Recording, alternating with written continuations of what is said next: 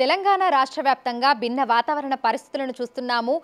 అక్కడక్కడ విపరీతమైనటువంటి ఎండ, అదేవిధంగా తేలికపాటి నుంచి మోస్తరు వర్షాలు కూడా కురుస్తున్నాయి. మరి బంగాళాఖాతంలో ప్రస్తుతం పరిస్థితి ఏ విధంగా ఉంది? రానున్న రోజుల్లో తెలంగాణ రాష్ట్ర వ్యాప్తంగా ఏ విధమైనటువంటి వాతావరణ పరిస్థితులు ఉండే అవకాశం ఉంది ఏంటి అనేది కూడా తెలుసుకుందాము. మనతో పాటు వాతావరణ శాఖ అధికారి శ్రావణి గారు ఉన్నారు. మిగతా విషయాలను ఆవిడ మాటల్లోనే అడిగి తెలుసుకుందాం. నమస్తే మ్యామ్.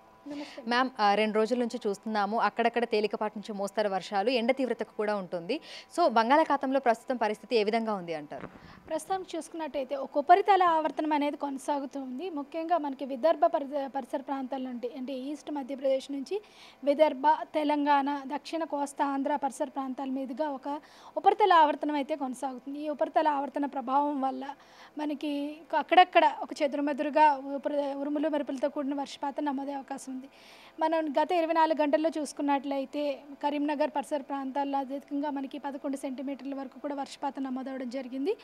అదే విధమైన వాతావరణం అంటే అంత భారీ వర్షపాతం సూచన లేకపోయినప్పటికీ ఈ 3 రోజులు కూడా అక్కడక్కడ మనకు ఉరుములు మెరుపులతో కూడిన వర్షపాతంతో పాటుగా అక్కడక్కడ గంటకి ఈదురుగాలులు 30 నుంచి 40 కిలోమీటర్ల వేగంతో కూడా వీచే అవకాశం ఉంది.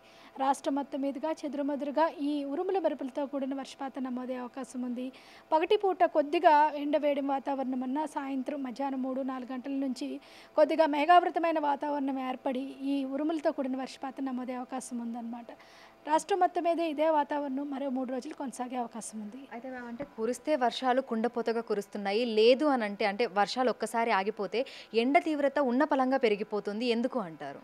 అంటే దాదాపుగా మనకి మాయిశ్చర్ ఎండ తీవ్రత అంటే ఉష్ణోగ్రతతో కాకుండా ఈ ఈ ఋతుపవనాల కాలంలో మనకి మాయిశ్చర్ అనేది ఎక్కువగా ఉంటుంది. అంటే హ్యూమిడిటీ ఆర్ద్రత శాతం ఎక్కువగా ఉండడం వల్ల కొద్దిగా మనకి ఉష్ణోగ్రతలు వచ్చినప్పటికీ మనకి ఉక్కపోత వాతావరణం అనేది ఉంటుందన్నమాట. ఈ గాల్లో తేమ శాతం అధికంగా ఉండడము, కొద్దిగా ఉష్ణోగ్రత పెరిగేసి అంటే మేఘాలు పూర్తిగా క్లియర్ అయ్యి మనకి వచ్చినప్పుడు ఈ ఉష్ణోగ్రతలు పెరిగినప్పుడు కొద్దిగా ఆర్ద్రత తేమతో కూడిన వాతావరణం వల్ల ఈ ఉక్కపోత వాతావరణం అనేది ఏర్పడుతూ ఉంటుంది. ఈ 3 రోజులు కూడా ఏంటంటే అక్కడక్కడ ఉరుములు మెరుపులతో కూడిన వర్షపాతం నమోదే అవకాశం కనిపిస్తుంది. సో గరిష్ట ఉష్ణోగ్రతలు ప్రస్తుతం ఎంత మేరకు నమోదవుతున్నాయని చెప్పుకోవచ్చు? ప్రస్తుతానికి సాధారణంగానే నమోదవుతున్నాయి. మనకి 30 నుంచి 31 మధ్యలోనే నమోదవుతున్నాయి. రాత్రిపూట ఉష్ణోగ్రతలు కూడా మనకి సాధారణంగానే నమోదవుతున్నాయి. 21 నుంచి 22 మధ్యలో నమోదవుతున్నాయి. కానీ తేమ శాతం కూడా రాష్ట్రం మొత్తం మీదుగా అధికంగా ఉంది. ముఖ్యంగా దక్కన్ పీఠభూమి ప్రాంతానికి చూసుకున్నట్లయితే మనకి అటే అరేబియా సముద్రం నుంచి కొంచెం తేమ వాతావరణం అనేది వస్తూ ఉంటుంది. అలాగే బే ఆఫ్ బెంగాల్ నుంచి కూడా ఏదైనా అల్పపీడనాలు ఏర్పడినప్పుడు అధిక నీటి ఆవిరి శాతం అనేది వస్తూ ఉంటుంది. ప్రస్తుతానికైతే మనకి ఈ ఉపరితల ఆవర్తన ప్రభావం వల్ల కొద్దిగా సాయంత్రం అయితే ఈ ఉరుములు మెరుపులతో కూడిన వర్షపాతం నమోదవుతుంది. అయితే ఉదయం నుంచి మధ్యాహ్నం వరకు మనకి ఎండ తీవ్రత ఉంటే సాయంకాలం సమయంలో క్యుములోనింబస్ మేఘాలు ఏర్పడి వర్షాలు అనేవి కురుస్తూ ఉంటాయి. ఈ 2-3 రోజుల్లో ఆ విధమైనటువంటి వర్షాలను ఎక్స్పెక్ట్ చేయొచ్చు అంటారా? అంటే క్యుములోనింబస్ మేఘాలు ఏర్పడకపోవచ్చు, కానీ క్యుములస్ వరకు ఏర్పడి అంటే దాదాపుగా 5 నుంచి 7 కిలోమీటర్ల ఎత్తు వరకు కూడా మేఘాలు విస్తరించి పూర్తిగా మనకి సాయంత్రం అయ్యేసరికి ఉరుముల మెరుపులతో కూడిన వర్షపాతాన్ని అయితే ఇస్తాయన్నమాట. సో రానున్న రోజుల్లో భారీ వర్షాలను మళ్ళీ ఎప్పుడు ఎక్స్పెక్ట్ చేయొచ్చు అంటారు? ప్రస్తుతానికి దాదాపుగా ఈ 5 రోజులు కూడా ఇటువంటి వాతావరణమే ఉంటుంది. మనకి ఇప్పుడు ఋతుపవనాలు తిరోగమన కాలంలో ఉన్నాయి. మనకి ఉత్తర రాజస్థాన్ పరిసర ప్రాంతాల్లో కొద్దిగా ఋతుపవనాలు తిరోగమనం అనేది కనిపిస్తూ ఉంది. మనకి వచ్చే వారంలో కానీ కానీ అల్పపీడన ప్రాంతాలు కానీ ఏమైనా ఏర్పడినప్పుడు మరింత ఎక్కువగా వర్షపాతం ఉండే అవకాశం ఉంది. కానీ ఇదే విధమైన వాతావరణం దాదాపు అక్టోబర్ మొదటి వారం వరకు కూడా కొనసాగే అవకాశం ఉంటుంది. సో ఈ 2-3 రోజులలో చూసుకుంటే తెలంగాణ రాష్ట్ర వ్యాప్తంగా ఎక్కడా మనకు భారీ వర్షాలు కురిసే అవకాశం లేదు అంటారా?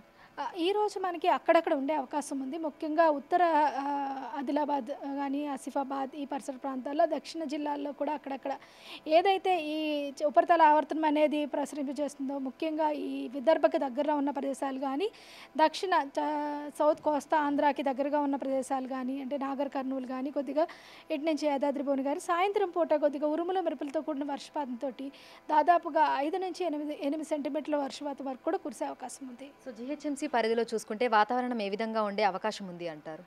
జీహెచ్ఎంసీ పరిధిలో అయితే మనకు అక్కడక్కడ ఒక మోస్తరు వర్షపాతం నమోదే అవకాశం ఉంది. ముఖ్యంగా ఉత్తర మరియు ఈస్ట్ అంటే ఈ తూర్పు పరిసర ప్రాంతాల్లోని ఈవినింగ్ మనకి క్లౌడ్స్ ఏర్పడి కొద్దిగా అక్కడక్కడ ఒక మోస్తరు వర్షపాతం నమోదే అవకాశం ఉంది. ముఖ్యంగా దక్షిణ జీహెచ్ఎంసీ పరిధిలైన రంగారెడ్డి ప్రదేశాల్లో అక్కడక్కడ మనకి జల్లులు కూడా కురిసే అవకాశం ఉంది. Thank you ma'am, thank you. So ప్రస్తుతం చూస్తే ఇటు హైదరాబాద్తో పాటు తెలంగాణ రాష్ట్ర వ్యాప్తంగా కూడా భిన్న వాతావరణ పరిస్థితులను అయితే చూస్తున్నాము. ప్రస్తుతం ఉపరితల ఆవర్తన ప్రభావంతో తేలికపాటి నుంచి మోస్తారు వర్షాలు కురిసే అవకాశం ఉన్నట్లుగా కూడా అధికారులు అయితే తెలుపుతున్నారు. అయితే ఉదయం నుంచి మధ్యాహ్నం వరకు కూడా ఉక్కపోత వాతావరణం అనేది ఉంటుంది. ఇక సాయంకాలం సమయంలో ఉరుములు మెరుపులు ఈదురుగాలులు గంటకు 30 నుంచి 40 కిలోమీటర్ల వేగంతో ఈదురుగాలులు వీస్తూ తేలికపాటి నుంచి మోస్తరు వర్షాలు అక్కడక్కడ భారీ వర్షాలు కురిసే అవకాశం ఉన్నట్లుగా కూడా తెలుపుతున్నారు. విడుదల వంశీతో అంజుమ, బిగ్ టీవీ, హైదరాబాద్.